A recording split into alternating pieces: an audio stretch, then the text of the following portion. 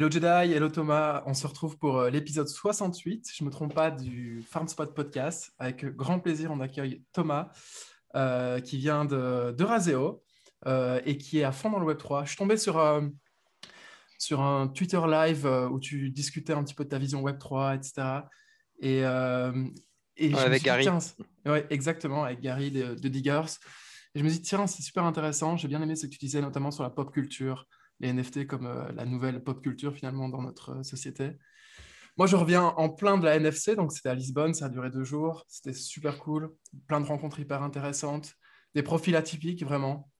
Contrairement à mon avis à la Dev Connect où Jedi et moi on va à la fin à la fin du mois d'avril, là c'était Ouais, j'y des serai profils aussi. très très Ah, hype. trop bien. Ah, génial, bon, on pourra se voir en vrai du coup pour prendre un café. Là c'était des profils très hype.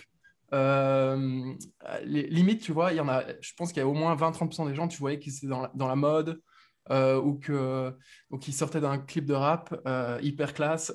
Donc ça changeait vraiment de l'image que je pouvais moi avoir du Web3, des devs, des protocoles un peu hard à décoder. Et donc, c'était super. Donc voilà, super enchanté de t'avoir avec nous ce soir. Bah, merci Et de m'avoir invité. bah oui, c'était un grand plaisir. Vas-y, on commence directement par la question.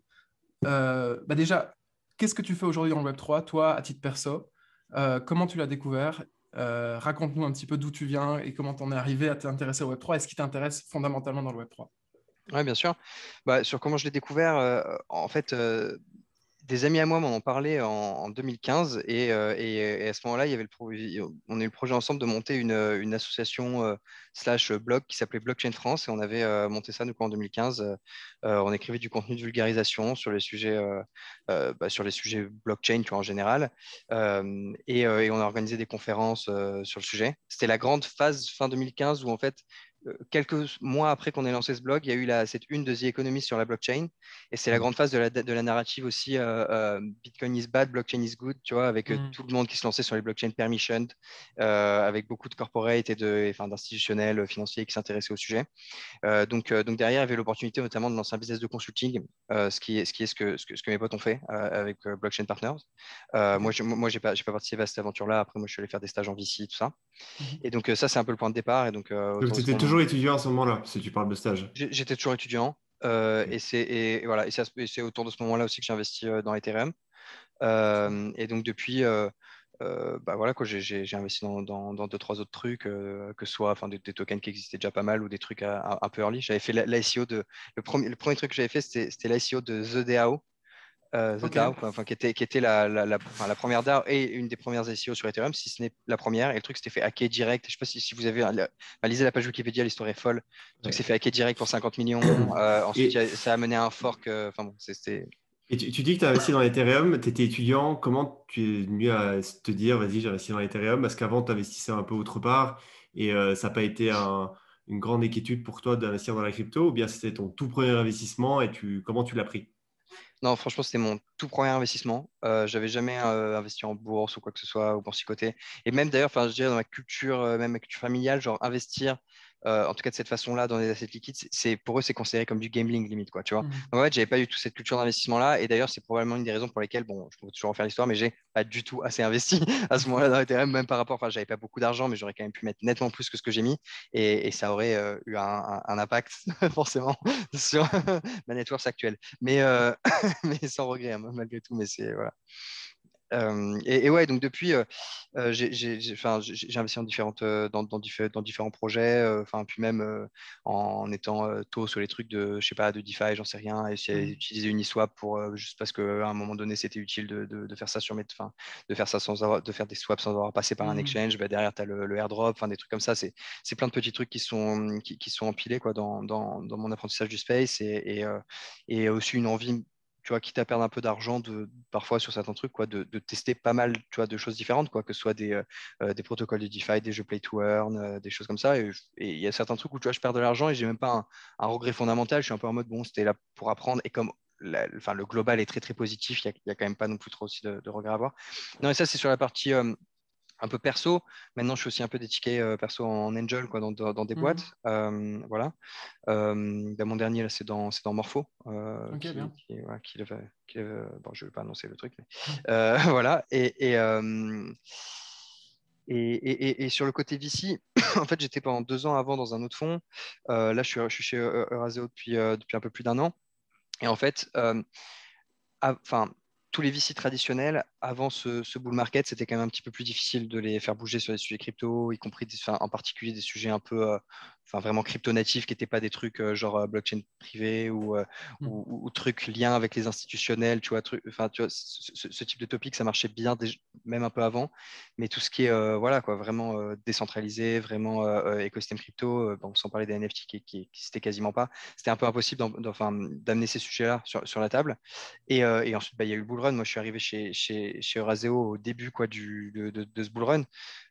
Et donc bah, immédiatement, je me suis mis à passer beaucoup plus de temps sur les sujets crypto qu'avant parce que bah, enfin, professionnellement, j'avais le mandat quoi, de le faire. Ok, Euh, super. euh, et, et, hum, et donc, mécaniquement, à ramener beaucoup plus d'infos sur ces sujets-là, avoir beaucoup plus l'oreille de l'équipe aussi, parce que bah, pour plusieurs raisons. Bah, déjà, parce qu'il y avait le bull run et que même les LPs, donc les investisseurs de nos fonds, ont commencé à nous poser la question, ouais, vous avez fait quoi en crypto? Maintenant, ça nous Mm. intéresse. Alors que, tu vois, 2 ans avant, je pense que c'était des sujets qui potentiellement les inquiétaient plus qu'autre chose. Euh, et autre chose, c'est parce qu'il y a Nicolas Deboc chez Euraseo, Mm. qui est dans le space crypto depuis 2013, qui avait fait le site de Ledger dans un de ses précédents fonds, et qui est en perso aussi dans pas mal de trucs. Et il avait déjà fait un deal qui en sait beaucoup, c'est A5, qui est un node operator pour le Lightning Network, donc qui est une sorte de layer 2 de Mm. channel payment pour scaler des paiements quoi, plus rapidement sur Bitcoin. Et en fait, en fait, du coup, enfin, c'était beaucoup plus facile avec son soutien, puis avec le fait que l'équipe était déjà un peu évangélisée grâce à lui, de pousser régulièrement des sujets crypto. Donc, on n'a pas fait 10 000 deals, on reste hyper picky. Voilà, j'en parlerai plus tard, mais on a aussi pour le moment une limitation sur le fait qu'on peut faire que de l'equity. Mm. Mais là, voilà, là, je suis en train d'idée la série A d'une super boîte fintech crypto.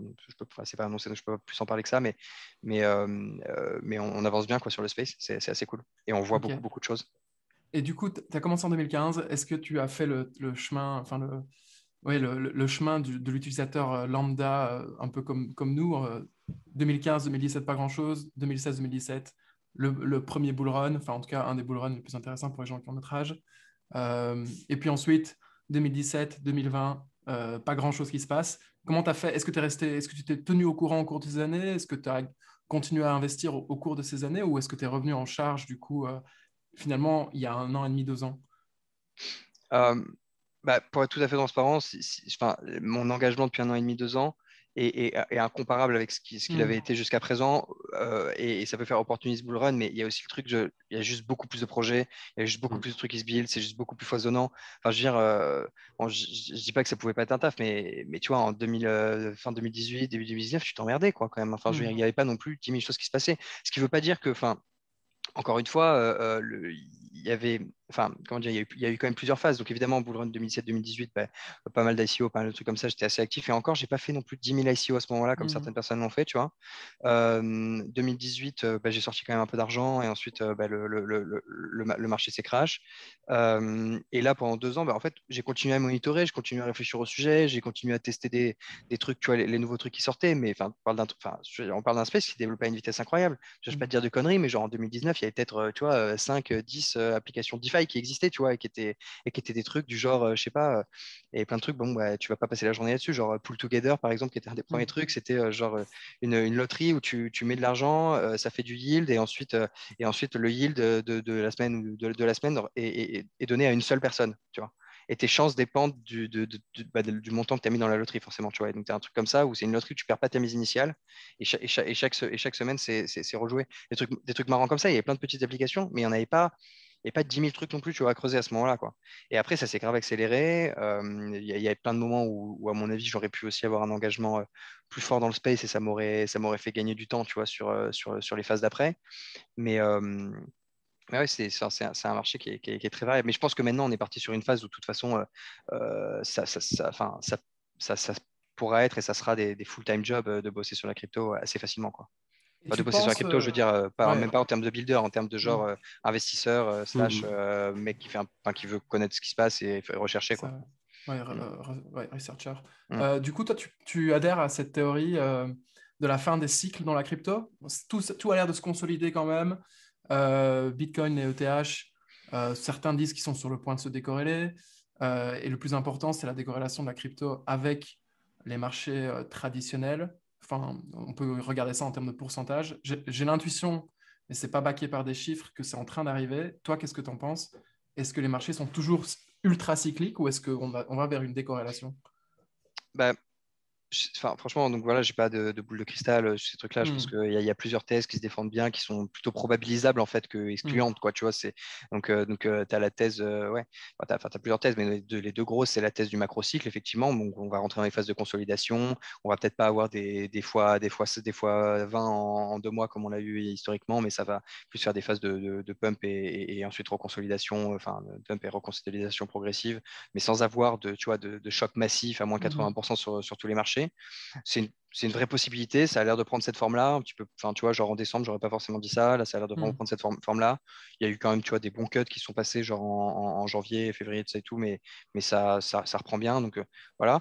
Et, et l'autre thèse, bah, c'est la thèse de la cyclicité continue et dire que là, en fait, on est toujours en bull run. C'est juste que les cycles s'allongent et que du coup, là, potentiellement, ce qui va se passer, c'est qu'on va prendre des pics de ouf dans des moments dans des moments un peu de liesse du marché sur les sujets crypto et qu'ensuite, on va se reprendre des crashs énormes avec potentiellement un désintéressement des institutionnels, un désintéressement même des builders potentiellement temporaires du marché sur des phases qui pourraient durer plusieurs années. C'est aussi une possibilité, honnêtement. hmm, Je pense que ce sera difficile d'avoir le même niveau de radicalité parce que le bull run de 2017-2018, il est tiré par le retail, qui est du coup beaucoup plus fleeting, tu vois, beaucoup plus prompt à faire un peu de la panic sale. hmm, Euh, il y a beaucoup moins de choses qui se build derrière, etc. Là, aujourd'hui, tu as quand même un marché qui est hyper financé, tu as quand même beaucoup de super talents qui ont bougé dans le space, donc ils sont en train de build des choses. Tu as quand même et tu as aussi un marché voilà, qui est tiré par beaucoup d'institutionnels.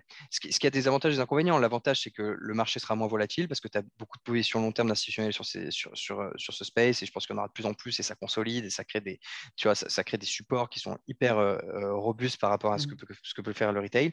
Et le désavantage, c'est que ça augmente la corrélation avec les assets traditionnels. Parce qu'en fait, là, hmm, le gros truc qui s'est passé, c'est ouais, le Nasdaq baisse et oh, le Bitcoin baisse aussi.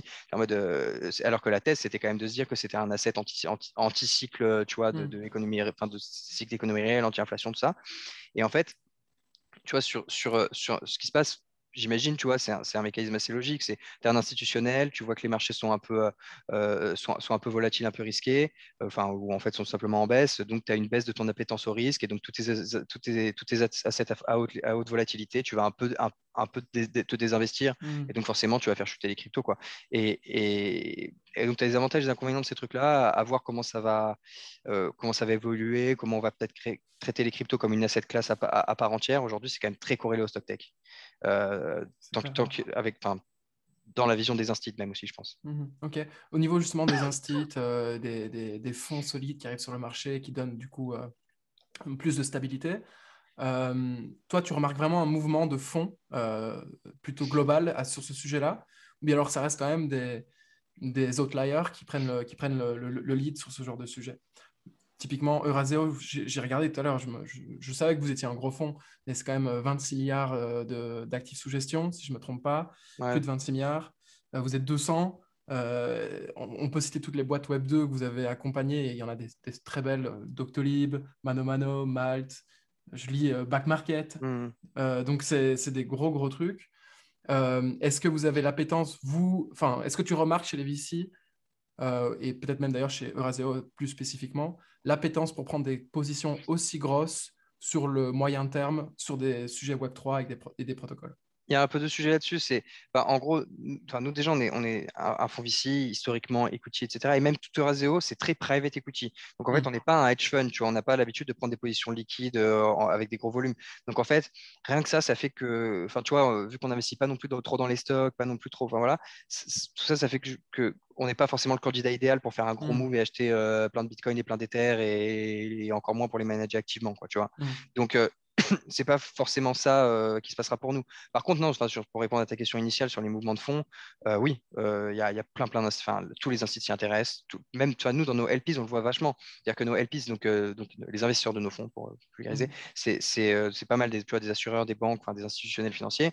Et c'est des gens enfin, qui nous posent de plus en plus la question de qu'est-ce que vous avez fait en crypto? Parce que ils sont peut-être pas au stade d'aller acheter du Bitcoin eux-mêmes, mais par contre, ils sont contents d'être exposés à la classe d'actifs, même indirectement à travers les VC dans lesquels ils investissent, ce qui n'était pas le cas il y a 2 ans, clairement pas le cas, ou en tout cas marginalement le cas. Il y a toujours eu des, tu vois, des gens qui étaient un peu plus en avance que d'autres, on va dire, sur les sujets, mais c'est voilà. Mais par contre, tu vois, sur des gros instituts, que ce soit des grosses banques, des gros hedge funds, des trucs comme ça bouge beaucoup. Il y a encore quelques barrières, tu vois, notamment le fait que toute la partie DeFi, par exemple, qui pourrait être hyper intéressante pour beaucoup de ces fonds. Le problème, c'est rejoindre un pool de liquidité avec sans KYC, KYB, c'est quand même un petit peu impossible quand tu es un fonds régulé. Donc, du coup, il y a tout le sujet, tu vois, des protocoles KYC, KYB, on-chain ou pas, tu vois, des oracles, des trucs comme ça. Il y a plein de choses qui vont se passer là-dessus.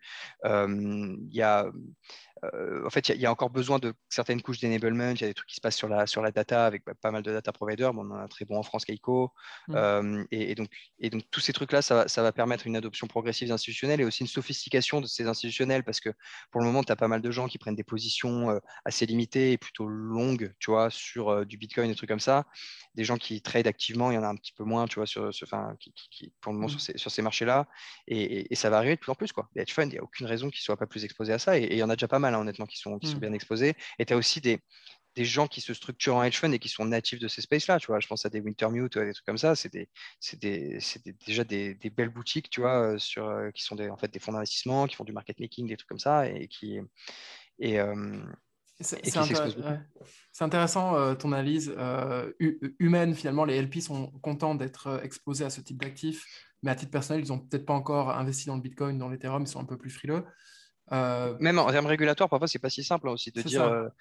Parce que tu sais, surtout ce type de LP, souvent c'est de l'épargne qui gère. Donc tu vois, c'est l'argent du côté Hmm. contribuable français, machin. Enfin, c'est pas, enfin, ils sont limités dans ce qu'ils ont le droit de faire, hein, et c'est normal. Enfin, Justement, tu peux nous remettre le débat sur le côté régulation. Qu'est-ce qui se passe? Pourquoi c'est compliqué d'investir en equity token? Pourquoi ça a l'air d'être spécifique globalement à la France?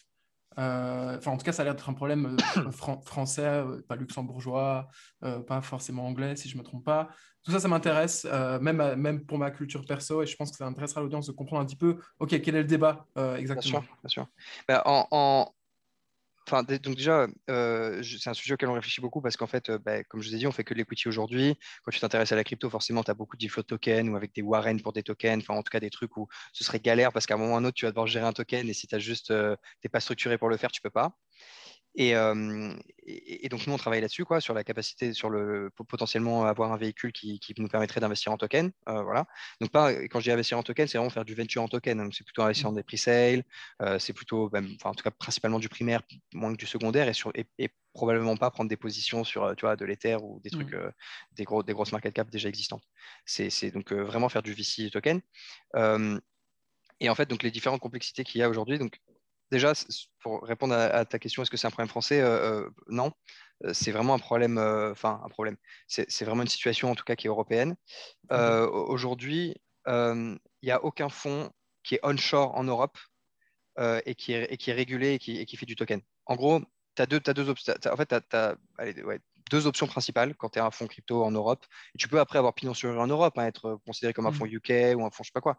Mais ce qui se passe, c'est que soit ils sont offshore, c'est-à-dire soit île Vierge britannique, donc Jersey Guernesey, soit île Caïman.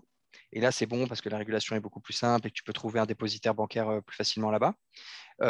Autre option, et ça c'est l'option que beaucoup de fonds anglais ont pris, c'était au Luxembourg, sous format de fonds non régulés, Mm. et tu as un cap sur ton AUM qui est à 500 millions. Et donc, du coup, tu peux opérer, mais toujours en devant gérer le fait que ton AUM dépasse pas, tu vois, une certaine taille. Et comme en plus, c'est des gens qui ont eu certains succès, même avec des fonds de moins de 100 millions au départ, ils sont régulièrement, tu vois, en train de frôler, voire de dépasser leur Mm. cap de 500 millions d'AUM.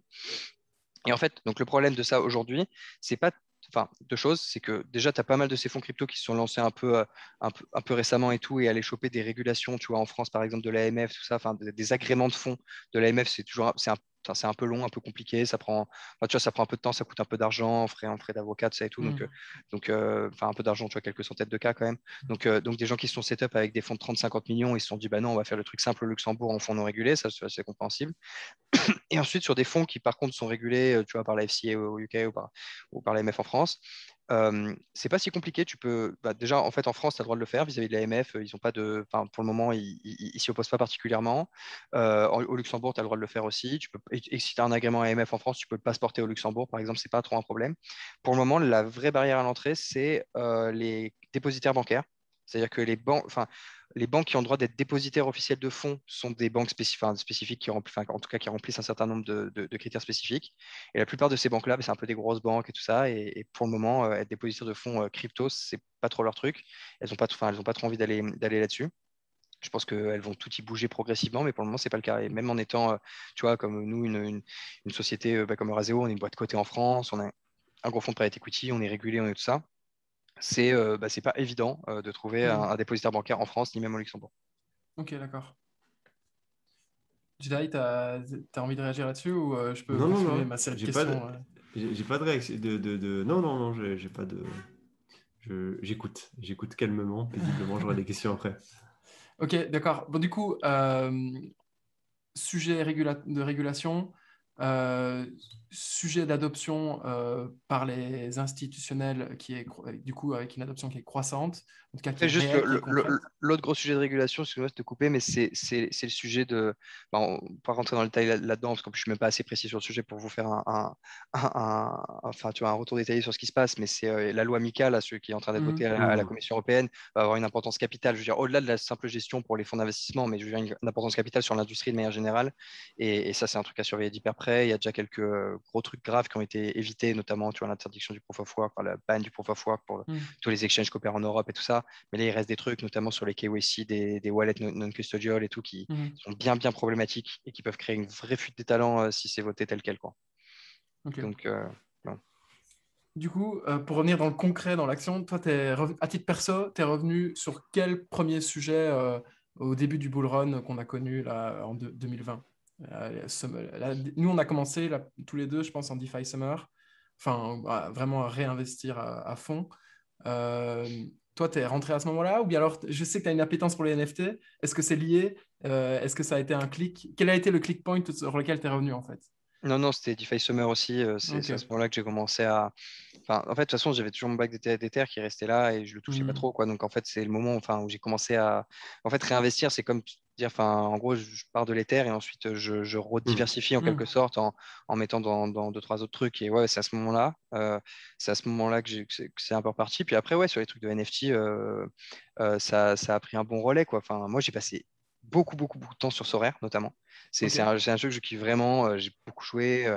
C'est un jeu où si tu trades bien, tu peux être assez profitable quoi, sur ce qui se passe et tu peux créer des modèles de trading qui sont assez fiables en fait enfin, des modèles de trading, comme toi, c'est pas des algos, mais des systèmes de trading pour toi qui sont assez fiables sur ta capacité à dégager de l'argent face à d'autres choses qui sont, enfin, d'autres types d'investissements qui sont un petit peu plus durs à grind, tu vois. Mhm. Genre, genre typiquement des espèces de yield, tu vois, très fluctuants ou des APR sur du staking où en fait ça crée une telle inflation sur le token que tu vois, tu te rends compte que l'un dans l'autre, t'as pas gagné beaucoup, ou voire t'as perdu, ou tu vois. Donc des trucs comme ça, là, j'avais trouvé un système assez fiable sur Sorare tout en m'amusant bien et en le faisant en plus avec des potes qui était cool. Et après, j'ai fait deux, trois trucs de NFT aussi, mais enfin, un truc un peu les PFP sur OpenSea. Ok. Je suis même pas sûr d'avoir plus gagné d'argent que perdu sur ce truc-là. C'est le meilleur endroit aussi pour accumuler des regrets, tu sais. Quand tu as failli Ouais. cliquer sur le Bored Ape à 0,3 Ether, tout ça, tu vois, ce genre de trucs.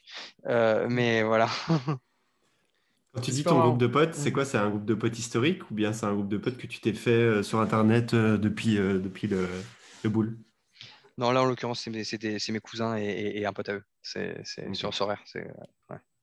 Est-ce que Ok, tu te fais des ok. potes sur Internet aussi? Est-ce que le Web3 t'a permis de te faire des potes sur Internet que tu n'aurais jamais pu rencontrer dans d'autres circonstances? Ouais, je me suis fait quelques potes sur des Discord, ouais. Ouais. Donc tu Mais participes sur les Discord aussi, enfin tu vas assez loin dans le process finalement oui, de transformation entre j'ai découvert le website, j'ai découvert le protocole, j'ai investi, et puis finalement il y a des gens, ils passent pas leur temps sur les Discord derrière, toi, t'en fais partie. Mais ça, de toute façon, pour moi, c'est un point philosophique un peu sur les sujets crypto et Web3, tu vois. C'est qu'en fait, moi, forcément, donc au départ, on est un fonds Web2 généraliste et tout. Donc, je parle, au départ, j'ai plus un réseau dans ces fonds-là, tu vois. Donc, après, les fonds crypto-natifs, ils ont leur façon d'aborder les choses, qui est la bonne, je pense. Mais du coup, sur les fonds Web2, ce qui se passe, c'est que tu en as beaucoup qui essaient d'aborder le marché crypto de façon théorique, comme tu aborderais un autre marché. Genre, tu vois, un SaaS B2B de compta, tu vois. Tu n'as pas forcément besoin d'être expert comptable dans un grand groupe pour tu vois, de façon théorique, te faire une conviction sur le marché et potentiellement faire un deal, tu vois. Mm. Là, honnêtement, sur la partie crypto, je trouve c'est assez dur. En fait, tu vois, si tu n'as pas fait ton MetaMask, que tu n'es pas allé gagner ou perdre de l'argent sur des trucs de DeFi, sur des NFT, sur des trucs comme ça, que tu n'as pas passé un peu de temps sur les Discord, sur Twitter, sur tout ça, essayer de comprendre comment les communautés interagissaient, qui étaient un peu les gens et qu'est-ce qui se passait, comment ça structure. Toi-même vivre l'expérience d'un mec qui essaie de grinder pour tu vois, une collection de PFP sur Discord, juste vivre ce truc-là qui est absolument affreux, mais qui fait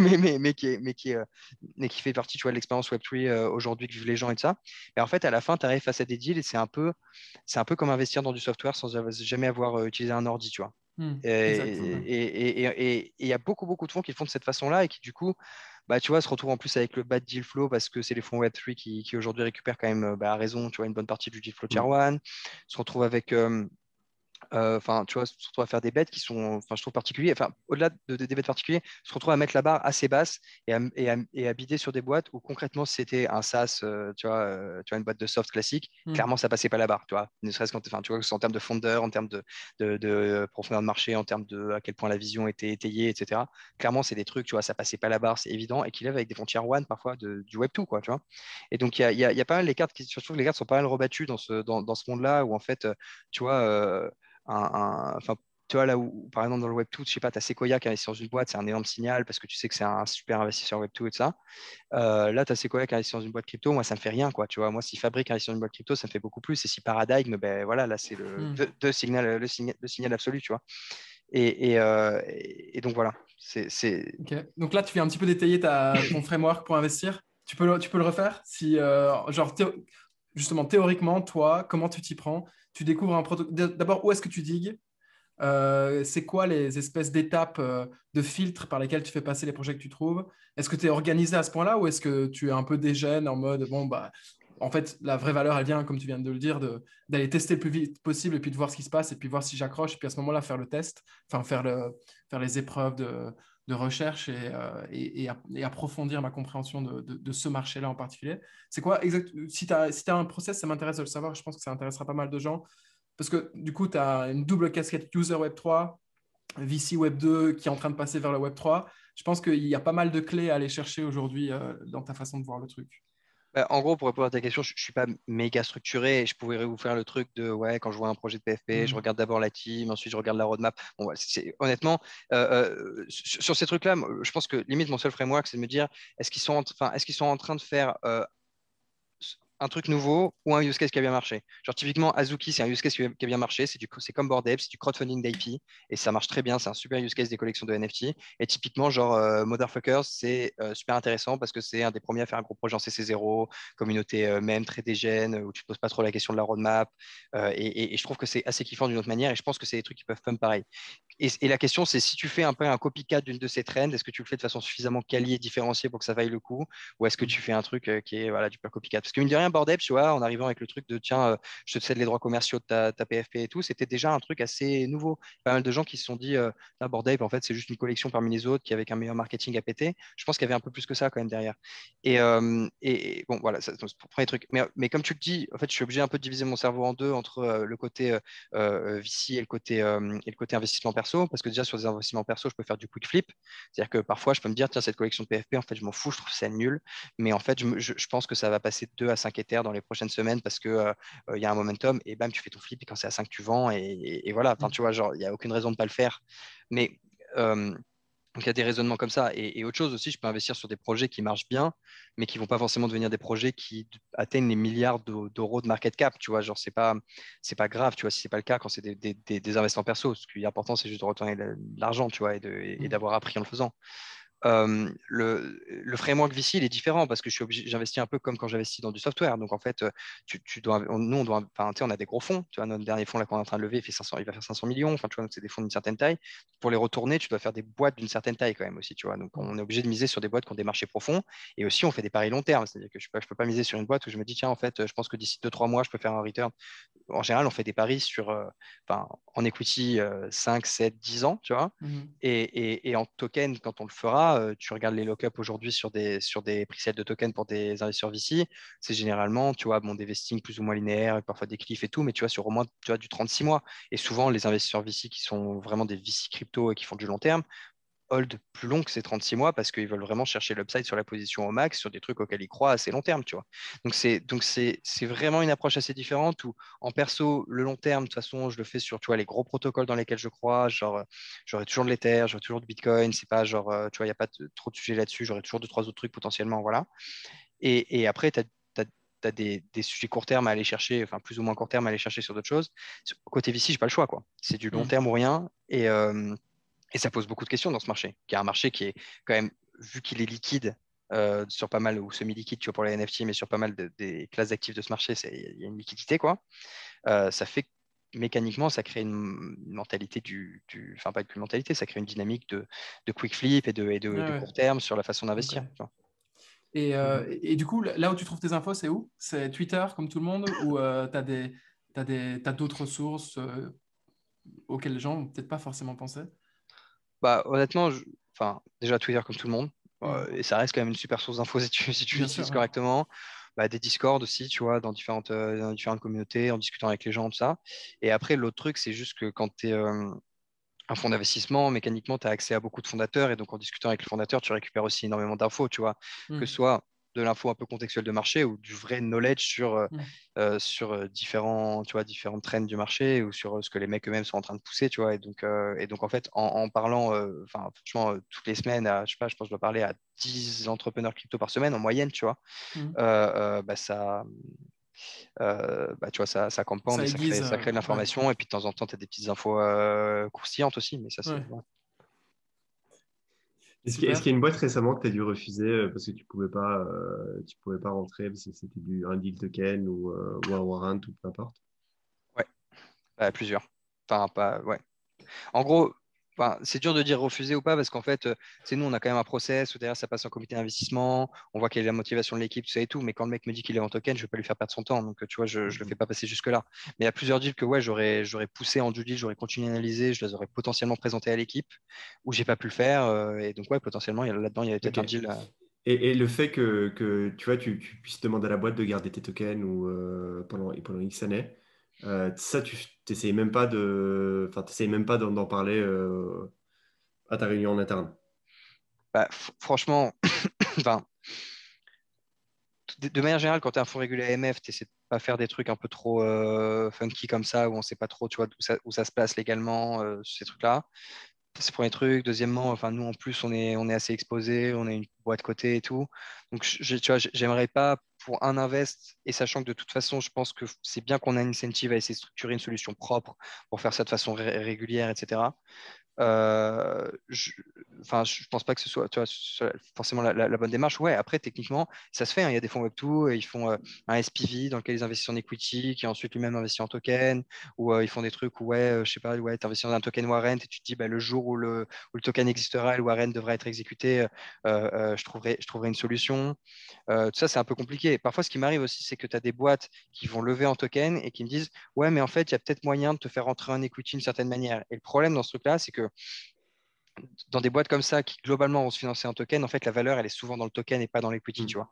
Et donc, ça, c'est vraiment une question aussi qu'on se pose quand on investit dans des boîtes comme ça, quand il y a de l'equity plus token ou juste de l'equity.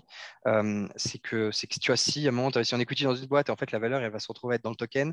Évidemment que tu veux du token. Je comprends. Évidemment que c'est compliqué. Donc, c'est pour Mhm. ça que en fait, le schéma de equity plus token, avec où tu vois, tu rentres en equity, ensuite la boîte va faire son micmac pour faire son launch et tu auras un token warrant et tout, c'est relativement sain. C'est juste qu'il nous faut l'infrastructure pour le faire. Je veux dire, tu vois, rien que aujourd'hui, on n'a pas on n'a pas un Fireblocks ou un Copper, tu vois, pour l'équipe qui serait gérée par notre back office ou des choses comme ça, tu vois, on n'a pas Mhm. toute cette Mhm. structure-là. Ok. Ok, ok. Ok. François, tu veux... Alors, ok, d'accord. Du coup, c'est super intéressant. Alors, il y a beaucoup d'insights dans ce que tu dis par rapport à cet environnement qui doit être très, très spécifique et très pointilleux finalement. C'est quelque chose, je pense, que les entrepreneurs, quand ils se lancent, sous-estiment complètement. D'ailleurs, ça fait partie des grands services que la plupart des entrepreneurs Web3 cherchent chez un VC. C'est aussi, en fait, c'est le package VC qui va avec l'argent. C'est, OK, on veut du knowledge en tokenomics, on veut du knowledge en légal, on veut du knowledge juste, enfin, ou des intros avec d'autres protocoles dans lesquels vous avez déjà investi, qu'on pourrait leverage nous. Tout ça, c'est hyper intéressant. Et c'est un truc, finalement, moi, quand j'étais dans le Web 2, je conscientisais pas du tout, même pour les boîtes Web 2. Or, c'est capital. Euh, Et d'ailleurs, toi, enfin, ça, vas-y. c'est un truc qui est parfois compliqué, effectivement, quand tu as un fonds Web2, qu'à côté de là, tu as pas mal de fonds Web3 qui ont investi dans plein de protocoles, y compris les Hmm. gros, qui ont forcément un réseau et un compound network aussi, parce que ils sont à fond dessus depuis, tu vois, potentiellement, il y en a pas mal qui sont créés autour du bull run de 2017, mais tu vois, qui n'ont pas lâché depuis, et qui du coup sont quand même, ont quand même développé du réseau, tu vois, et puis du portfolio. Donc là, tu vois, quand tu arrives, c'est un fonds Web3, tu as quelques deals crypto, equity, tu vois, dans ton portefeuille. Comment tu te fais une position et je trouve que honnêtement, quand tu arrives quand même déjà avec une bonne expertise, avec un réseau dans le space et avec une capacité aussi à leur dire, en fait, nous, notre expertise par rapport à un fonds Web3, c'est qu'on sait scaler des boîtes de software, tu vois. Pour le coup, on l'a Hmm. fait sur des boîtes qui, tu vois, parfois du seed à l'IPO, quoi, et sur des boîtes qui sont des billions de dollars compagnie, quoi. Et donc, du coup, ça, c'est une expertise de structuration de boîte, de scaler du soft, de tout ça, qui se revend quand même assez bien et que certains fonds crypto ont et d'autres n'ont pas, tu vois, pour le coup, dans Hmm. les crypto natives. Et un autre truc qui se revend assez bien, en particulier quand tu es genre Raseo, des trucs comme ça, enfin, tu vois, des gros fonds à ce titre comme ça, c'est qu'en fait, surtout, tu vois, sur la partie fintech de la crypto, elles vont opérer dans cet environnement régulatoire qui est assez, enfin, tu vois, qui est assez difficile à Complexe. manœuvrer, qui est un peu, qui est un peu changeant et qui est un facteur de risque sur la plupart de ces business. Et donc, être maqué avec un investisseur qui a un vrai instit, qui derrière a des gros instits aussi, qui a, tu vois, qui a des liens avec le régulateur, qui a des trucs comme ça, c'est quelque chose qui a de la valeur aussi pour ces boîtes. Et du coup, on était à une conférence où c'est ça, Morpholab, c'est ça, Ouais, c'est ça. pitchait. Il nous a dit on est la première DAO officielle avec toute l'infrastructure légale en France qui va se lancer. C'était assez intéressant. Il était très volontaire sur ce sujet-là, de vouloir absolument être en France. Je pense que Merlin, Voilà. c'est ça. Ouais. Voilà. Ouais, J'ai failli pas me d'ailleurs, rappeler de son prénom. d'ailleurs, ils ont une structure légale qui est assez originale. C'est la première fois que je voyais ça, mais ça a Ils l'air de veulent bien open tourner. source. Ouais. Ça, c'est cool aussi. Et by the way, c'est notamment aidé dans la structure par un bon ami à moi qui s'appelle Stéphane Daniel et son associé, Daniel Laroche, qui ont monté DNA Partners et qui, à mon avis, est en passe de devenir le meilleur cabinet d'avocats crypto sur la France, quoi. Hmm. Ils sont hyper knowledgeable sur les sujets. C'est pas des mecs de la dernière heure. Ils sont au moins depuis le Bull 2017 à aider des boîtes, à structurer des trucs complexes, tu vois, même des ETF, des trucs comme ça, genre avec des boîtes françaises, enfin, tu vois, avec régulation française et tout. Ils sont super bons. Donc, petit roco pour s'il y a des boîtes crypto qui nous écoutent. C'est sûr. Aujourd'hui, du coup, je veux pas vendre la mèche avant de t'en avoir fait parler. Grosso modo, je t'ai entendu parler sur le live de Diggers de ta vision des NFT et notamment, en tout cas, ce que j'ai interprété comme moi, à titre perso, comme le processus par lequel aujourd'hui on collectionne un NFT, c'est-à-dire il y a une whitelist ou bien alors il n'y en a pas, c'est flash sales. Tout le monde arrive, tout le monde clique, gasoir, et puis ensuite, voilà, tu as ton NFT, il est là, il est tout prêt. Tu peux pas le personnaliser, tu peux pas rajouter des features en plus ou aller chercher de la rareté en ajoutant et en payant plus cher pour avoir certains items ou tout simplement en accomplissant une quête in-game, why not, pour en gros avoir une expérience un peu plus playful en NFT. Est-ce que tu as vu des projets qui sortaient sur ce sujet-là ou en tout cas des collections NFT qui veulent se positionner justement sur ce nouveau, pour moi, ce qui est la V2 dans le time to fun du NFT collection. Ouais, C'est-à-dire qu'aujourd'hui, c'est pas très marrant. Enfin, on a fait le tour. C'est toujours marrant de voir tout le monde qui se dépêche et de se dire, ouais, je l'ai eu. Mais finalement, une fois que tu as fait ça, 90% des gens ils vont sur OpenSea, ils voient s'ils peuvent flip dans les 10 minutes. Alors, je pense que l'expérience peut être beaucoup plus longue et beaucoup plus engageante pour le collectionneur. C'est quoi ton avis là-dessus? Est-ce que du coup, je vais peut-être. Je t'amorce, vas-y, hein, tu peux te lancer maintenant. Ouais, bien sûr. Bah, non, mais si on parle du sujet du quick flip, à la limite, je pense que c'est presque moins lié à ça qu'au fait que la plupart de ces NFT ont pas, tu vois, une utility directe, tu vois, dans un Mhm. jeu ou des trucs comme ça. Mais ça, honnêtement, pour moi, genre, alors, je trouve ça hyper important qu'on crée des NFT qui ont de la utility et que, tu vois, qu'il y en ait qui sont intégrés dans des dynamiques de jeu, qui sont intégrés de la bonne façon, etc. Ça, c'est trop cool. Mais par contre, tu vois, moi, la partie collectible, PFP, social, etc., même statutaire, tu vois, que peut avoir un NFT, je trouve qu'elle a une valeur aussi. Je trouve que c'est un signal assez intéressant et important Mhm. d'émergence de cette sous-culture Web3 qui est en train de devenir un marché en soi, qui est servi enfin, qui a ses propres codes et qui est servi par ses propres projets, ses propres assets, etc. Et en fait, le truc enfin, le truc que je disais, tu vois, dans le podcast de The Diggers, c'est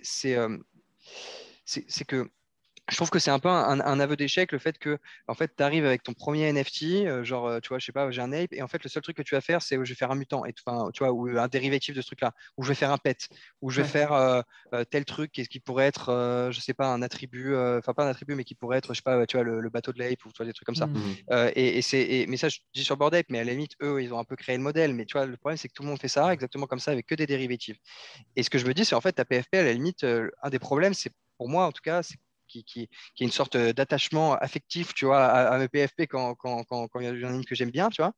C'est, bah, j'aimerais bien, tu vois, pouvoir la garder et l'enhance au fil des drops plutôt qu'on me drop un autre truc qui a rien à voir, un autre truc qui a rien à voir, enfin, qui a rien à voir, en tout cas, qui est une variation et qui Mhm. serait une PFP différente en réalité ou un autre asset que je peux, tu vois.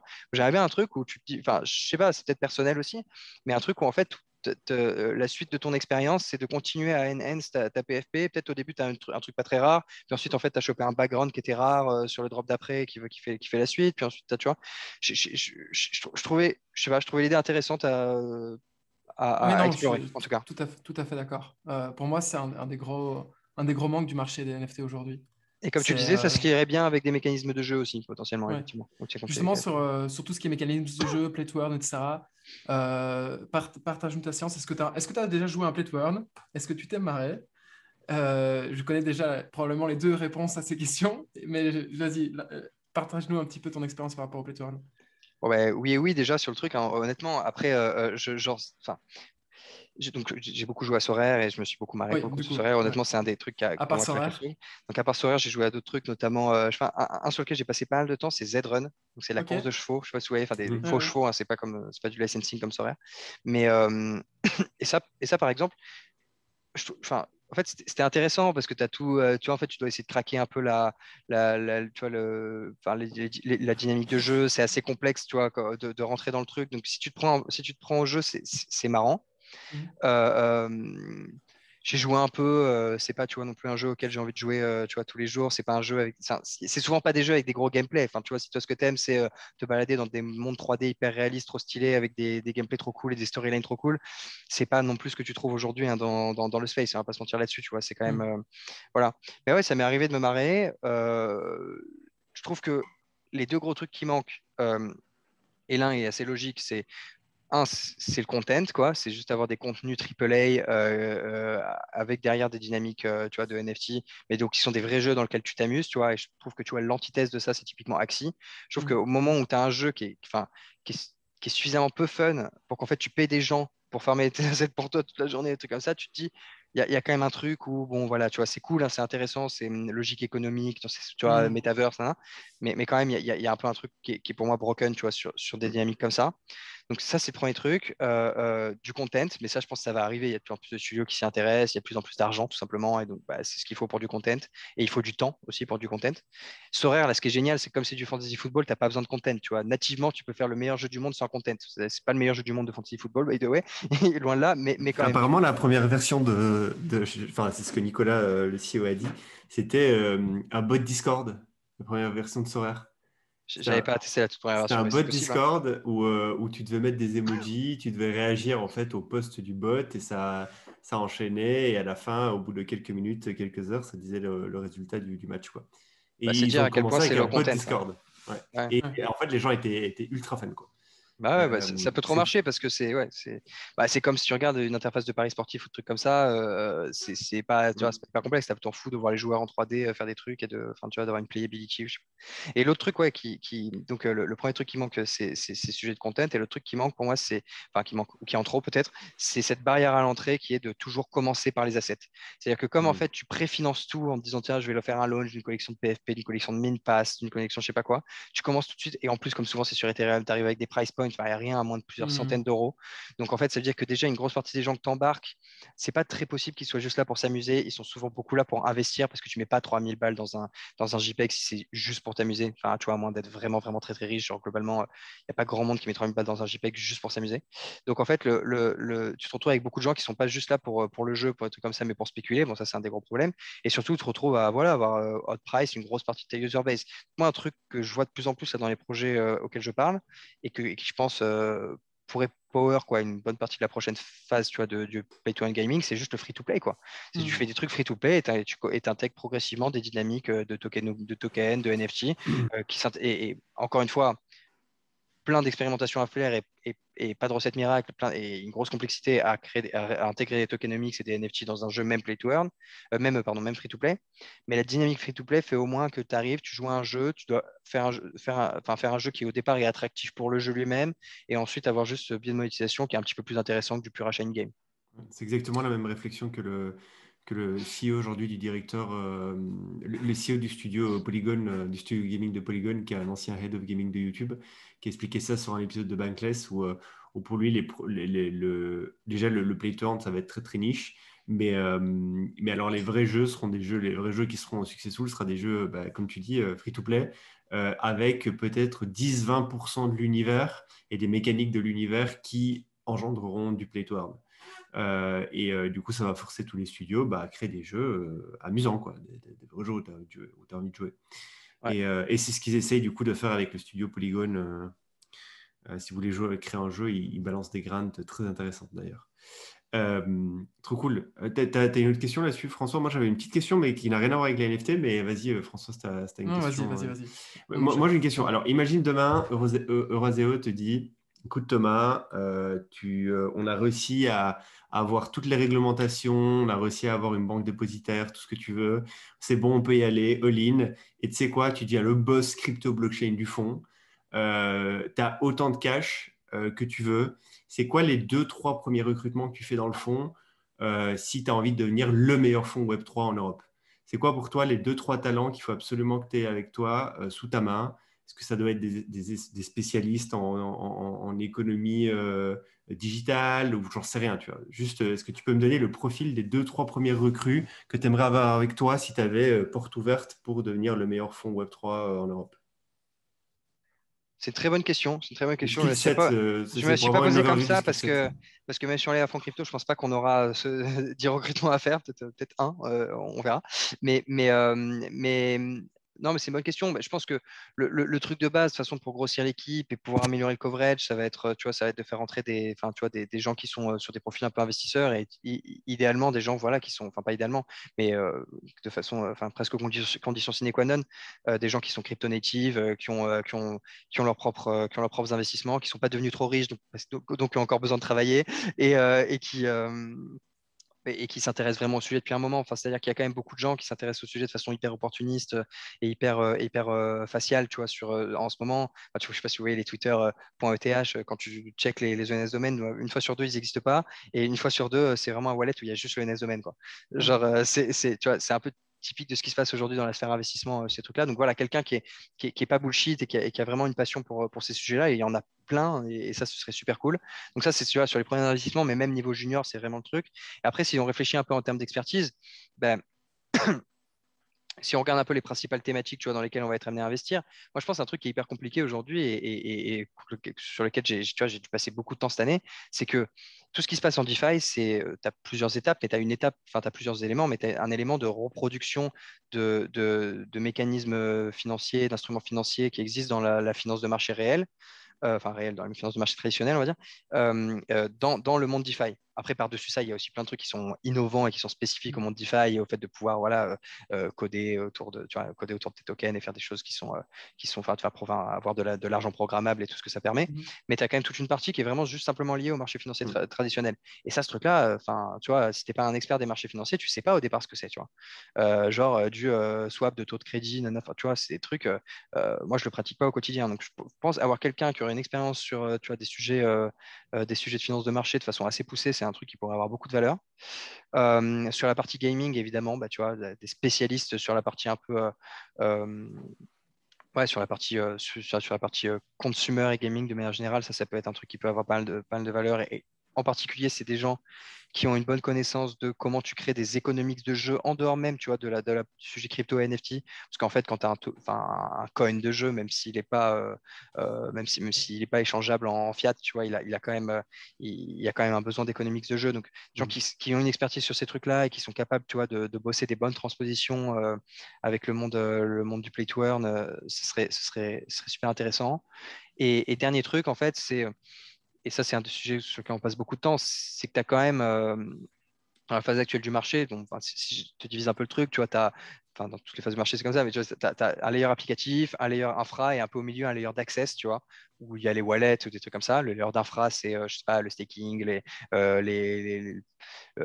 enfin, le staking, les trucs de développement, enfin, les DevTools, Web3, enfin, tous ces trucs-là, voilà. Et, et, le, et même potentiellement, honnêtement, les solutions de custody. Ça, c'est un peu à mi-chemin avec le truc Access. Sur le layer Access, tu as surtout les wallets et tout. Et sur le layer Application, bah, tu as beaucoup de gaming, les trucs de NFT, les marketplaces d'art, je sais pas, les réseaux sociaux décentralisés qui vont exister. Et puis même potentiellement, et ça, c'est un peu aussi dur à placer, mais tu vois, toutes les applications financières que tu vas construire au-dessus tu vois, du layer applicatif. Et donc, si tu utilises un peu le truc comme ça, tu te rends compte que là, que dans la phase actuelle du marché, vu que le layer infrastructure n'est pas totalement sec, tout le monde construit sur des sables mouvants un petit peu, tu vois. Donc, il y a un risque quand tu es sur la partie applicative qui est un peu, qui est assez important. Et donc, moi, tu vois, sur la partie applicative, j'ai tendance à être hyper demanding, tu vois, et à être même plus exigeant que, tu vois, que sur la partie infra, où je pense qu'on est dans un meilleur momentum de marché pour investir massivement. La partie applicative, il y aura des breakout winners comme Sorare, mais il y aura aussi énormément de casse. Je pense que c'est la partie du marché, assez logiquement, où il y aura le plus de casse.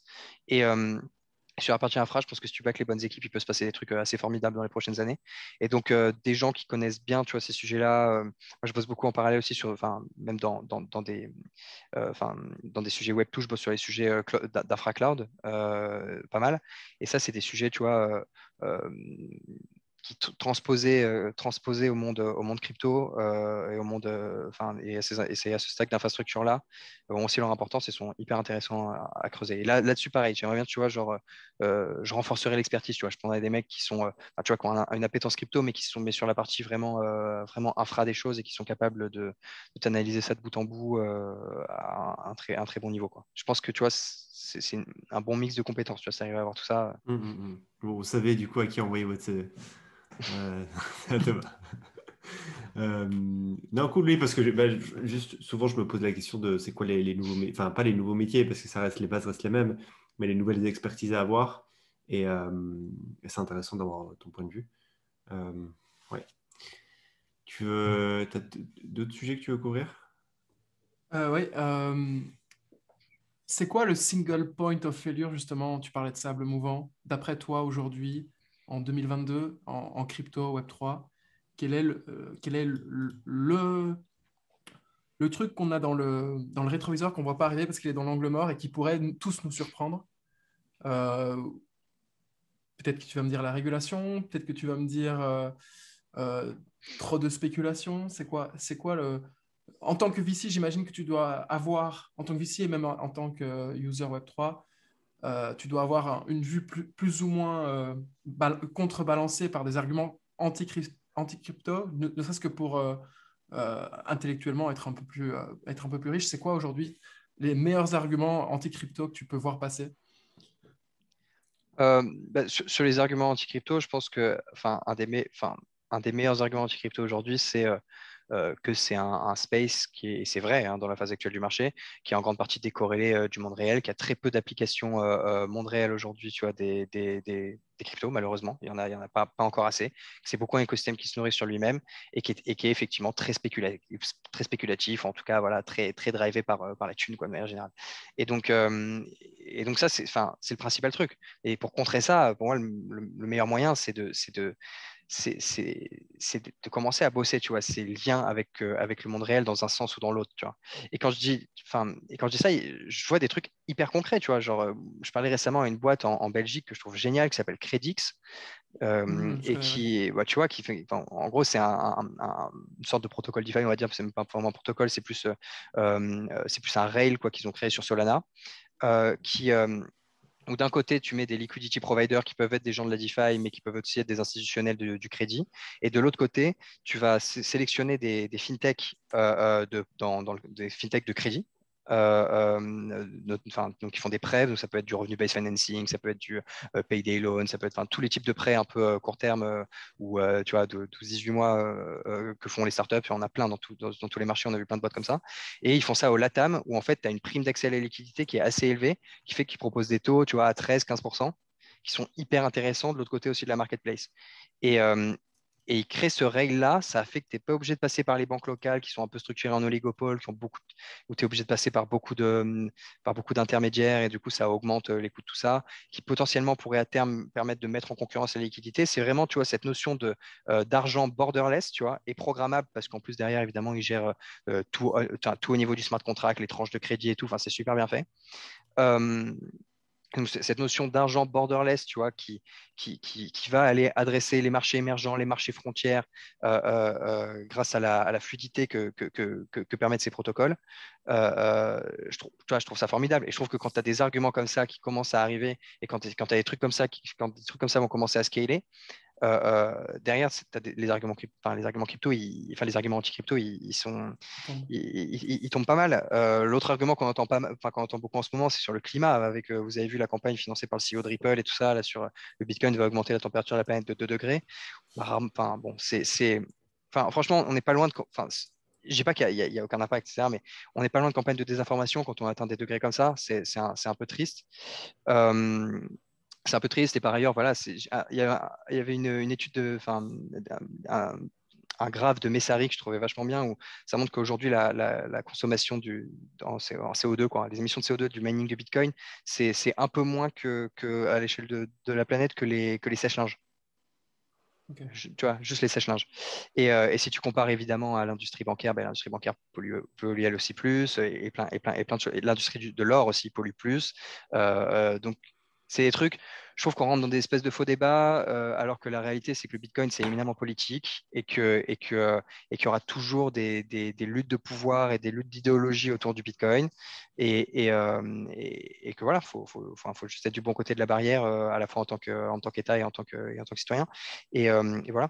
Et après, tu vois, sur ces trucs de spéculation, pour le coup, moi, l'argument, je le prends. Tu vois, je comprends qu'il y ait plein de gamers qui n'ont pas envie d'aller dans des jeux où ils sont obligés d'acheter des NFT hors de prix, de faire que spéculer, qu'on leur enlève complètement leur escapisme parce que toute transaction est une transaction financière qui se veut profitable, etc. Ça, je pense, c'est les bons arguments aujourd'hui parce que c'est répondre à ces arguments que doit être l'objectif enfin, l'objectif du marché, ça doit être de répondre à ces arguments. L'objectif de l'écosystème, ça doit être de répondre à ces arguments dans les prochaines années. Ouais, voilà. Credix Finance, j'aime beaucoup aussi. Ils ont partner avec A55, c'est une fintech Ouais. au Brésil qui a été lancée par Hugo Matekovic, qui est le grand frère d'un très bon pote à moi, qui est un énorme joueur Sorare. Il faut absolument que vous parliez tous les deux. Je Je sais lui pas si parle tu vois qui demain, c'est. d'ailleurs. Ouais, je lui parle demain Justin? Ok. et je vais parler sur Credit Safe Design. Ouais, il est top. Voilà, cool.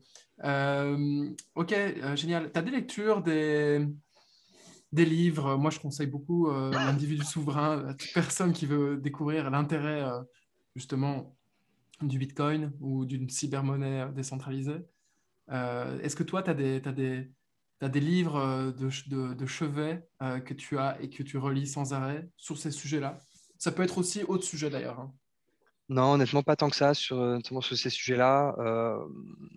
Enfin, Honnêtement, je veux dire, quand je lis un livre en entier ou quoi, genre c'est plutôt genre tu sais, des trucs de philo et trucs comme ça. Enfin, genre, je lis pas des livres en entier sur je sais pas, la philosophie de la crypto et trucs comme ça, même si je suis sûr qu'il y a plein de trucs hyper intéressants. Hmm. Sur les trucs crypto, par contre, enfin, si on reste sur ces trucs-là, il y a, enfin, il y a quelques travaux exceptionnels, enfin, que je trouve hyper bons, notamment, par exemple, si aujourd'hui, si vous êtes des gens qui veulent, qui connaissent un peu des sujets crypto, mais qui ont une volonté de step up sur tout ça, par exemple, tu vas lire le report Messari, mais vraiment le lire Mm. et quand je dis vraiment le lire, c'est-à-dire cliquer sur les liens et essayer de voir quand il cite une boîte ou quand il parle d'un mécanisme, ce que ça veut vraiment dire et tout ça, ça va vous prendre 3 mois. Mais au bout de 3 mois, tu as fait Ah bon. c'est un saut quantique dans ta compréhension de Mm. l'écosystème, des trends et tout ça. Et ça, c'est le genre de lecture que je conseille vachement aux gens qui me disent ouais, je m'intéresse un peu au space, mais j'aimerais bien un peu pousser plus loin. Et ça, je trouve que c'est assez incroyable. Après, voilà, il Et y a d'autres ressources. à titre perso, tu veux aller où? C'est-à-dire que, bon, là tu es ici dans un énorme fonds. Tu tacles les sujets crypto, blockchain, mais pas que. Est-ce que tu as envie de passer full-time crypto, blockchain à titre professionnel en tant que VC? Est-ce que tu as envie un jour de faire une boîte? Et c'est quoi tes objectifs dans la vie overall? Ça, c'est une grande question, ça. C'est assez personnel. Non, mais en gros, euh, donc c'est un vrai dilemme, le sujet de se spécialiser sur la crypto ou pas. Le fait est que la crypto, parfois, te laisse pas trop le choix, dans le sens où une fois que tu mets le doigt dans le truc, tu finis par y passer plus de 100% de ton temps. Et c'est un peu ce qui m'est arrivé, tu vois, ces 2 dernières années. J'avais prévu de passer plus de temps sur la crypto. J'avais pas prévu de passer 80 plus % de mon temps, tu vois, d'investissement sur la crypto. Euh, donc enfin, mécaniquement, c'est ce qui se passe et mécaniquement, ça devient plus difficile pour moi de regarder d'autres sujets. Mais pas que parce que c'est la crypto, mais aussi parce que tu sais, quand tu progresses un peu dans ta carrière de VC, c'est cool de commencer à te spécialiser, avoir un peu plus d'expertise sur certains sujets, plutôt que de rester, tu vois, un généraliste un peu permanent. Ce qui est un peu ce qui se passe souvent tu vois, dans les carrières de VC et ce qui se passe surtout quand tu es junior parce que tu n'as pas le choix. Donc là, moi, je regarde surtout les sujets crypto et des sujets, tu vois, d'infracloud, de cybersécurité, des trucs comme ça. C'est les sujets sur lesquels je passe le plus de temps. C'est vrai que ça me fait plaisir de pouvoir continuer à faire du soft un peu plus classique sur des sujets que j'aime bien par ailleurs. Donc, je sais pas si j'aurais, enfin, donc peut-être que c'est un bon spot, tu vois, pour moi d'être dans un fonds qui est capable de faire du software généraliste et qui fait aussi la crypto et qui a évidemment le bon véhicule pour pouvoir investir dans les bons instruments, y compris du token, quoi. Enfin, commencer par du token. Donc ça, c'est plutôt ça. Et après, sur la question encore plus perso du plan à long terme et de ce que je cherche dans la vie, c'est une très grande question que je me pose quotidiennement et à laquelle j'ai pas forcément la réponse. Mais, écoute, honnêtement, déjà, contribuer à des écosystèmes qui m'intéressent autant, voir des super entrepreneurs toute la journée et voir et tu vois, pouvoir échanger avec des gens hyper brillants, hyper passionnés par ce qu'ils font. Moi, si ça peut continuer comme ça et que je peux gagner de l'argent en le faisant, mais idéalement beaucoup d'argent en le faisant, on sera déjà pas mal. Ok, pas mal, pas mal. Mais écoute, c'est parce que c'est vrai, en général, moi, les VC que je connais, ils ont toujours eu leur passe où se sont dit, OK, enfin, il y en a quelques-uns qui sont machiavéliques dans le bon sens du terme, où ils se disent, je vais faire 5 ans en VC avant de monter ma boîte sur le sujet que j'ai maîtrisé, dont je suis expert dans le VC dans lequel je suis. Pourquoi? Parce que j'aurai déjà toutes les portes d'entrée ouvertes, les bons relais, les bonnes relations. C'est une vision très rationnelle, finalement, et peut-être même un peu froide de ce que c'est l'entrepreneuriat. Mais ça fonctionne. Et donc, je trouve que, enfin, toi, tu n'as jamais voulu. Enfin, du coup, tu avais quand même parlé de faire une boîte au tout début, là, du coup, en 2015.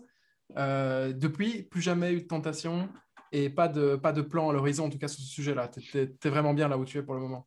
Non, mais ouais, ça oui, je suis bien là où je suis, mais par Ouais, contre, ouais, j'ai eu plein de tentations. J'ai eu plein de ouais. tentations à la fois que ce soit de monter des projets ou que ce soit de rejoindre des boîtes. Tu vois, genre parfois, tu es Mm. dans une boîte que tu kiffes trop, tu t'entends trop bien avec les fondateurs, tu te dis on se marrerait au quotidien si on bossait ensemble. Forcément que tu vois, ça pose la question. Ensuite, tu vois, quand tu rentres dans une boîte, ça pose un peu la question. Enfin, tu as un peu le sujet de où est-ce que tu fites par rapport à tes skills, etc. Franchement, faire 5 ans en VC. pour ensuite monter une boîte, je ne sais pas si c'est la meilleure stratégie du tout. Honnêtement, je pense que tu fais mieux de faire 5 ans en sales ou en product ou un truc où tu apprends vraiment quelque chose, un hard skill, et ensuite tu montes ta boîte. Ouais. Je pense que ça fait encore plus sens. Enfin, je ne dis pas que ce n'est pas possible de le faire comme ça, tout est possible, Mm. mais je ne dirais pas que c'est le track idéal. Tu vois, comme faire du consulting pour monter une boîte, ce n'est pas le track idéal. Tu vois, et surtout qu'en VC, enfin, je veux dire, la plupart restent quand même assez généralistes. Tu vois, et même moi, je suis obligé de garder une dimension généraliste, ne serait-ce que pour participer au comité d'investissement de l'équipe et pouvoir parler enfin, tu vois, pour discuter des différentes boîtes, quoi, qui sont pour la plupart pas des boîtes crypto. Du coup, attends, Euh, je vais reposer la question. Si tu pouvais pas être VC aujourd'hui, qu'est-ce que tu serais? c'est une bonne question. Euh, Ça peut être juste une catégorie de taf, hein, ça peut être comme product, sales. Bah, deux options, franchement, soit je monterais une boîte, soit je pense que j'irais dans une boîte et probablement crypto. Et, le, et, la, et je pense que le job qui m'intéresserait le plus, c'est le job de sales, parce que je trouve que une compétence enfin, une des compétences les plus transposables, tu vois, qui soit. Et donc, moi, je n'aurais pas peur d'entrer en sales, et en particulier si c'est une boîte qui fait des sales un peu complexes, tu vois, plutôt à des grosses boîtes ou des trucs comme ça m'intéresserait bien. Ok, super, génial. Jedi, tu as une question de fin ou on clôture là? Ou bien peut-être que toi, tu as des questions pour nous, ou bien alors tu as un sujet Ouais, vas-y. dont tu voudrais parler? Non, bah écoute, Jeddah, je sais pas parler déjà sur le fellowship et tout ça. Et toi, normalement, on a un call bientôt. Sur tes sujets aussi Ouais. côté d'entrepreneuriat. Donc Ouais. voilà, j'en dis pas plus, mais bon, évidemment que j'aurais 10 000 questions là-dessus, mais que je te pose peut-être pas Hmm. maintenant. Et non, et du coup, sur le podcast, je l'avais pas encore écouté. J'écouterai des épisodes précédents dans les prochains jours. C'est quoi un peu l'esprit du podcast, le projet, vers où vous voulez l'amener? Alors là, le podcast, c'est vraiment une discussion entre potes, comme si on était au café. Donc des fois, ça tourne en discussion de comptoir, tu vois, les gars qui ont le coude sur le bar et qui parlent un peu de tout et n'importe quoi sans vraiment tout calibrer à l'avance. Et on a remarqué que l'organique entre nous, vu qu'on est vraiment potes dans la vraie vie, fonctionnait bien. Donc organiquement, on a des conversations intéressantes qui se déclenchent. Et c'est ça qui plaît à notre audience. Et l'objectif là, c'est d'aller à 100 épisodes. Naturellement, c'est aussi un peu comme toi, concentré sur la crypto parce que c'est ce qu'on fait de nos vies tous les jours. Euh, mais à la base, c'était pas non plus le plan. On était assez généraliste, software, marketplace, même e-commerce, ou bien alors tout simplement astuces pour gagner de l'argent sur Internet, euh, sans tomber dans le scam Gagner de l'argent ambiant. facilement Ouais. sur Ouais. Internet. Oui, et Exactement. gagner 20 000 euros en 24 heures grâce à ce type magique. Non, on n'était pas là, mais pas loin. Non, je rigole. Non, pas du tout là-dedans. J'ai mon tendance à démystifier tout ça aussi. Euh, L'objectif, c'est d'aller à 100 épisodes, et puis ensuite, on verra, on fera peut-être un truc un peu plus gros. Et là, en fait, c'est aussi un bon moyen pour nous, tu vois, juste d'apprendre, l'air de rien, à présenter un sujet, à, à savoir exactement de quoi on va parler, et d'avoir, en fait, tout au long du reste de la semaine, tout au long du mois pendant lequel on prépare l'épisode, ou les épisodes, parce qu'on fait un épisode par semaine, et ben en fait, de récolter l'information, de la cataloguer, de la retravailler derrière. Et ça, c'est un putain de skill, je pense, un peu comme tu dis, pour les sales, c'est un skill qui est transposable, un peu à tout et n'importe quoi dans la vie. Donc voilà, c'est l'objectif. Mais ça nous a fait très plaisir, en tout cas, de t'avoir avec nous Ouais. aujourd'hui. Top. Et Euh, moi, je voulais juste partager un petit tool que j'ai découvert récemment. En fait, j'ai découvert la croissance de ce tool récemment. Vous l'avez peut-être tous les deux déjà utilisé. C'est Premint. Je ne sais pas si vous l'avez découvert, ce non. tool. C'est PREMINT.xyz. Et en fait, c'est un tool que pour le moment, toutes les collections NFT sont en train d'utiliser. Ils ont déjà 1 million de users pour un truc NFT. C'est très drôle parce que le fondateur, c'est un mec, François, on en a parlé il y a 1 an de ce mec-là, c'est Mulligan, c'est le mec qui avait fait Podpage, qui était un petit SaaS qui permettait à n'importe quel podcast de créer une landing page en quelques clics. Ah, On voulait même l'utiliser. En fait, c'est un mec qui vient de de la Kevin Rose. Ouais. Oui. Alors oui, mais c'est surtout un mec qui est en mode je vais faire des SaaS indépendants, je vais bootstrap, je vais pas raise, je vais faire 20K MRR et je vais vivre dans mon chalet super bien avec ma femme et mes enfants et je vais faire du content en ligne. Et en fait, il est tombé dans la soupe du Web3 il y a quelques mois et il a sorti un projet qui s'appelle Premin.xyz qui paraît bizarre comme ça. Et en fait, ils sont en train de faire un cache monstre. En gros, toutes les collections, ils proposent à toutes les collections NFT de créer une espèce de pre-sales page sur Premint, euh, de pouvoir imbriquer toutes les conditions que tu veux. Par exemple, là, j'aimerais bien participer à une collection et les conditions pour pouvoir minter, c'est avoir 2 Ethereum Stack dans mon wallet, c'est me login avec mon tuteur, donc me vérifier avec mon tuteur, me vérifier avec mon Discord, mettre mon adresse email, et en fait, ils peuvent mettre autant de conditions qu'ils veulent. Et du coup, tu as comme ça une espèce de pré-whitelist page, et via l'outil, tu es directement notifié si tu as été sélectionné ou pas. Et de l'autre côté, le créateur de la collection a une espèce de CRM où il voit toutes les personnes qui sont sélectionnées, toutes les personnes qui ne remplissent pas les conditions, et faire un random s'il veut de quelle personne est acceptée ou pas, et en fonction de quelles conditions ils sont acceptés. Et ça a été Super cool. utilisé par Moonbirds, c'est ça? Ouais, par Moonbirds, donc par Kevin Rose de la collection Proof. Et en fait, en côté personnes qui sont inscrites pour pouvoir être acceptées dans des raffles de collection, et 1 million de subscribers. C'est ouf. Il y a 1 million de personnes qui sont connectées sur Premint, qui ont mis leur adresse email, qui ont essayé à un moment donné de participer à une raffle. L'outil a genre 3 mois. Excellent, ça. Et en fait, ce qui est super intéressant au niveau du modèle, c'est ouf. Euh, c'est que comment ils ont gagné de l'argent? Ils ont gagné de l'argent il y a un mois en sortant un NFT qui te donne accès à des features supplémentaires du produit. Et en fait, si vous allez sur OpenSea, c'est la Qui coûte collection 0,5 Premium hits, ouais, j'ai Collector vu. Ouais, qui coûte 0,5 hits par le et floor. il y a 4K en 4000 en secondaire, je pense, 4000 Ethereum en secondaire. Le truc est sold out instantanément. J'ai essayé d'en avoir un, c'est impossible. Et en fait, si tu as le NFT, en tant qu'utilisateur, tu as accès à des features type.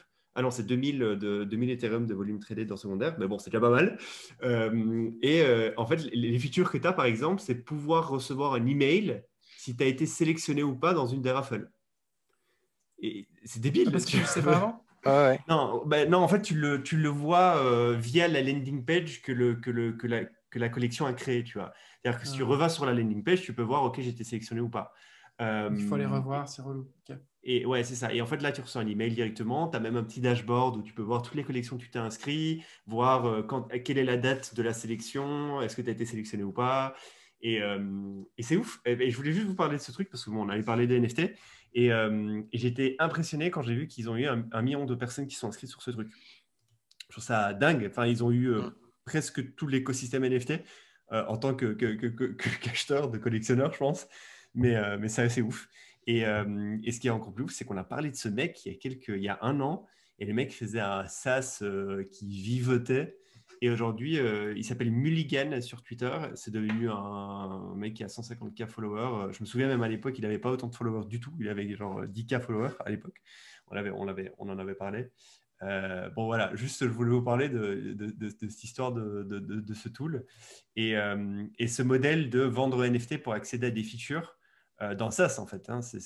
Enfin, pas un SaaS, mais c'est un soft euh, qui peut bête et méchant que n'importe qui en Web2 aurait pu faire. Quoi. Bien. Donc, Génial. donc, ouais. Euh, Belle Peut-être que je vais trouvaille. m'acheter un pass Premint. Ouais, moi Parce aussi, qu'apparemment, si tu achètes un pass Premint, du coup, il y a certaines collections qui se lanceront grâce à l'outil Premint, qui laisseront des slots Hmm. aux gens qui détiennent la collection du pass Premint. Euh, mais ouais, bon, juste ça. Et du coup, avec plaisir, peut-être on pourrait faire quelques Et comme on est épisodes. quand même dans le monde NFT, c'est un pass premium qui du coup coûte 1500 balles. Ouais, On en ouais, parlait tout alors, à l'heure. non, mais c'est n'importe quoi. Et quand tu regardes le nombre de owners, il y a 7500 owners, ce qui me paraît pas impossible du tout. Euh, mais c'est ouf, tu vois. Enfin, on est d'accord, ça n'a aucun sens. Mais, euh, mais, euh, mais ce qui est intéressant, c'est que ça aurait pu être un outil Web2 bête et méchant. Hein. C'est littéralement un truc où une pré-landing page où tu sign up, quoi. Et du coup, il se rémunère aussi sur le service rendu à la collection qui se lance? Je ne saurais pas te dire. Je pense pas. Je pense pas. Je pense que c'est gratuit pour les collections. Et en fait, ça sauve un temps fou aux collections. Genre, il y a les mecs de Proof, ils sont passés sur Premint. Les mecs, c'est insane. Genre, ils ont dit, ça a changé notre vie, quoi. Et ce qui est marrant, et on peut conclure là-dessus, c'est que quand il avait lancé sa podpage, le gars, il y a un an, le premier utilisateur aussi, c'était déjà Kevin Rose. Je ne sais pas si tu te rappelles, pour son C'est podcast. possible, ouais. Oui, c'est vrai. Donc, le monde est très intriqué, bizarrement. Ouais, bon. Ça doit être marrant d'être le pote de Kevin Rose en ce moment et d'avoir plein d'inputs. Genre, ça manque, ça manque, ça manque. En plus, le mec est très produit à la base, donc il doit avoir plein d'idées. Ok, cool. Merci pour la trouvaille, gros. Cool. Et j'avais 2-3 autres boîtes, mais rien à voir avec le Web3, mais on pourra garder ça pour un prochain épisode. C'était trop bien de t'avoir. Où est-ce que les gens peuvent te retrouver? Est-ce que tu as un Twitter ou tu as un PFP où tu shitpostes un peu ou pas du tout? Comment ça se passe? Non, mais sur Twitter, c'est @teturieux, c'est mon Twitter. Enfin, honnêtement, je poste pas tant que ça sur Twitter de manière générale. Et après, j'ai les sous-comptes des gènes qu'on gardera anonymes pour des raisons Évidemment. évidentes. Ok. Bon, bah écoute, un grand plaisir. On se plaisir, recapte et à la prochaine. À la prochaine. À la prochaine, Ciao. merci beaucoup. Ciao, gros. Ciao. Ciao.